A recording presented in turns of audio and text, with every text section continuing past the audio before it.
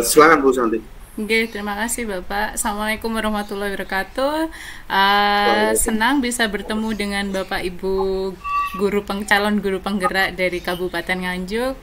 Perkenalkan saya Santi Kusuma Dewi. Saya akan membantu Bapak Ibu belajar bersama, berbagi, saling menginspirasi nanti agar kita bisa saling berbagi praktek baik dan bisa membuat perubahan dan mewujudkan merdeka belajar. Materi sebelumnya kita sudah membahas tentang pendidikan yang memerdekakan yang mengarah ke merdeka belajar.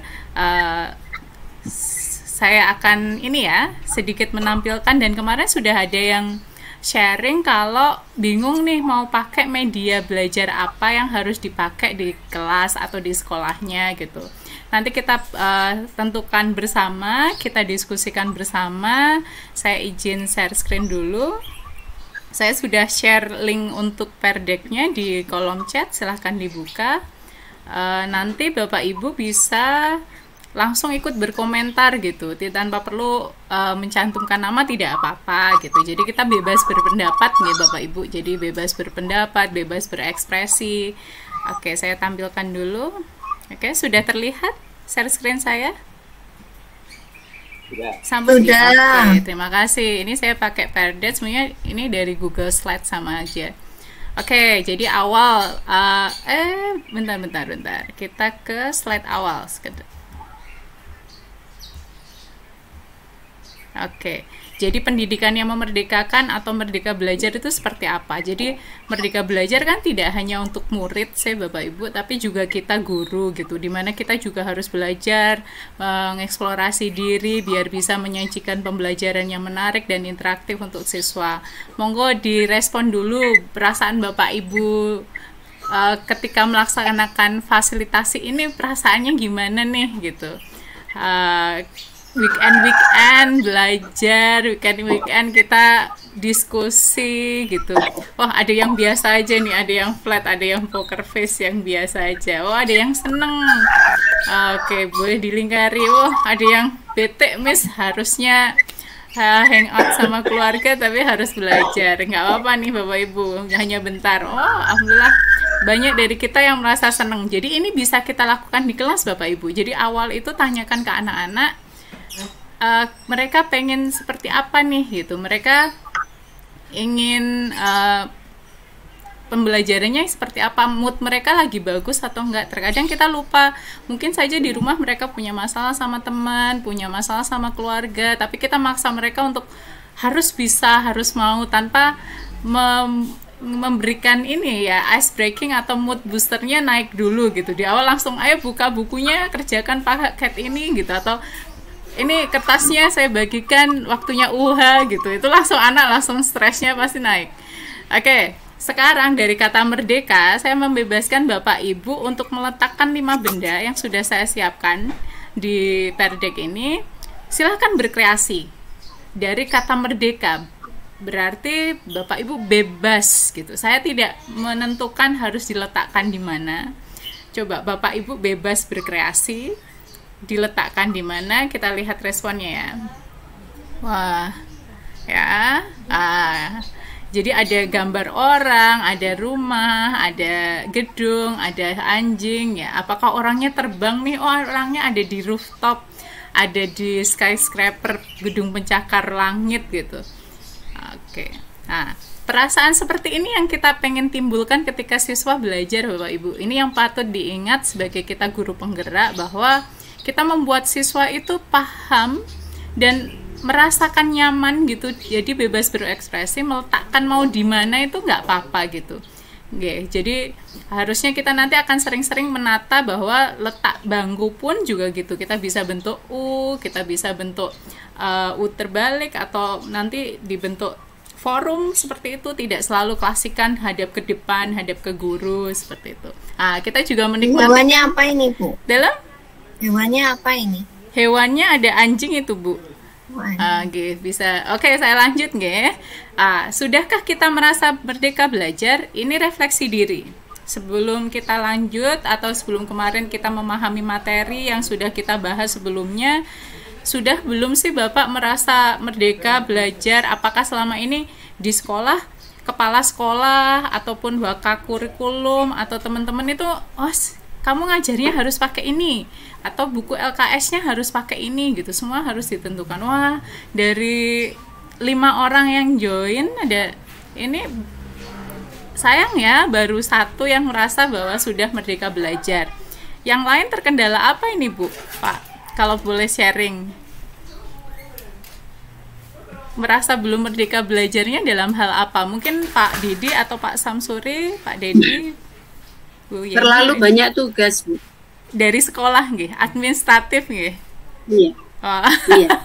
Itu jadi PR pemerintah nggih, kementerian agar kenapa tidak disederhanakan begitu loh. Jadinya kan sekali. Kita fokus. Nggih. Apalagi masih disuruh pegang bendahara BOS atau harus melakukan aktivitas di luar mengajar, itu jadi beban tersendiri guys buat Bapak Ibu. Wah bagus, ini refleksi yang bagus untuk ini. Pembelajaran yang menarik itu seperti apa sih Bapak Ibu? Monggo dituliskan. Coba bayangkan kita jadi murid. Kelas ideal seperti apa sih yang kita harapkan, atau guru seperti apa yang diangan-angan kita gitu. Pasti kita punya mimpi, punya guru yang oh seperti ini loh, tiap datang beliaunya melakukan apa, atau di kelasnya kegiatannya apa. Nah, saya buka nggih responnya. Oh gurunya selalu smile, bener banget itu Bu.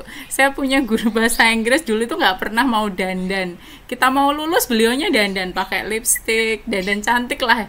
Sampai kita bilang, Mem, kok baru dandan kita mau lulus gitu. Ya ternyata penampilan menurut murid itu juga penting. Kalau gurunya lusuh, tidak segar gitu, kita juga terpengaruh gitu. Ternyata secara psikis sama seperti itu. Mengajar dengan memahami anak. Ini biasanya kita yang terlupa, guru yang selalu memberikan kenyamanan. Benar sekali Bapak Ibu. Apakah kita masih sebut nyaman ketika Bapak Ibu gurunya bilang, saya tunggu, saya ada rapat, saya kasih tugas. Biasanya anak-anak merasa nyamannya gitu. Enggak Bapak Ibu, kalau bisa benar-benar memang merasa nyaman dan rasa tenang dalam pembelajaran, nggak keburu kapan ini waktunya selesai gitu. Itu yang kita paling nggak suka kan, kalau anak-anak ngelihatin jam aja, kayak kita tidak diharapkan ada di depan dia gitu. Itu jadi kayak sebenarnya itu masukan sih ya, tapi kita kadang mengabaikan gitu. Kadang kalian itu anak malas, tapi sebenarnya sinyal ketika si anak itu sudah gelisah kitanya tapi masih ngomong, masih pakai metode ceramah. Itu yang kita harus selalu ingat jangan selalu lakukan seperti itu. Saya ingatkan kembali kalau Merdeka Belajar itu memberikan kebebasan kepada guru dan siswa untuk mengeksplorasi pembelajaran. Bapak Ibu guru boleh keluar dari kelas, boleh ajak anak-anak ke lapangan, ke greenhouse di sekolah gitu, dan mengajak mereka duduk lesehan, tidak selalu duduk manis di dalam kelas. Terkadang siswa punya cara belajar yang dia harus bergerak, dia harus menggerakkan sisi sensorik motoriknya gitu. Kalau cuma diam di kelas akan gampang cepet capek dan tidak fokus di pelajaran. Oke, Bapak Ibu guru kan kemarin sudah curhat nih tentang kendalanya di kelas. Sekarang Bapak Ibu pilih nih platform mana yang sesuai dari yang kelas, kondisi kelas, dan karakteristik kelas yang sudah Bapak Ibu ceritakan. Jadi kita sepakati, saya masih di pedalaman Miss, atau mungkin di daerah saya bisanya hanya WA, atau di Bapak Ibu yang lain yang ngajar IPS, ngajar teknik ataupun yang lain, itu kita sudah bisa, anak-anak kita bisa mengakses Google Earth atau YouTube. Saya lihat responnya. Ada yang WA gitu, ada yang kuisis. Wah ini menarik banget Bapak Ibu. Wah banyak yang kuisis Ini anak-anak usia SD, TK, bahkan SMP, SMA itu masih senang sekali dengan yang namanya bermain.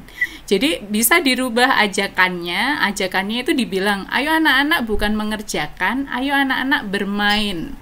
Nah, padahal sama saja mengerjakan, tapi ajakannya yang membuat secara psikologis, aku diajak main, bukan aku diajak mengerjakan gitu. Oke. Terima kasih Bapak Ibu. Sekarang tadi sudah menentukan, sekarang masih bingung, belum memutuskan, atau sudah tahu nih Bapak Ibu mau menggunakan media apa. Tadi kan fasilitasi ini kita lakukan untuk menentukan media pembelajaran interaktif apa yang kita lakukan di kelas. Nah, meniko sudah di posisi mana nih Bapak Ibu? Sudah ngerasa bahwa wah, oke, saya dari yang ditawarkan Miss Santi tadi sudah milih, sudah menjatuhkan pilihan, atau masih bingung, atau masih belum memutuskan. Oke.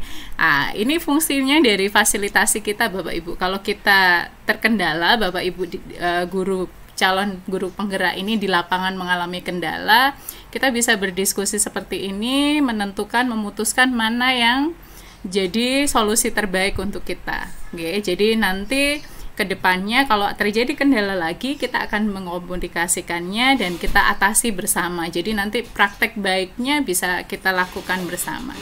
Terima kasih Bapak Ibu. Apakah kelas kita hari ini menyenangkan? Wah, ini jadi masukan nih buat saya sebagai fasilitator, sebagai pengajar praktik. Apakah saya menyampaikannya dengan menarik atau enggak nih, enggak menarik gitu karena waktunya singkat gitu, atau saya butuh penjelasan lebih. Wah, terima kasih. Ini kelas yang sangat menyenangkan. Bapak Ibu, terima kasih sudah sharing kemarin tentang kemasalahan yang Bapak Ibu temukan di kelas. Kita sudah memutuskan kita pakai media apa dalam pengajaran di kelas, dan semoga di lain waktu kita bisa ketemu lagi dan bisa berdiskusi lagi. Terima kasih. Assalamualaikum warahmatullahi wabarakatuh.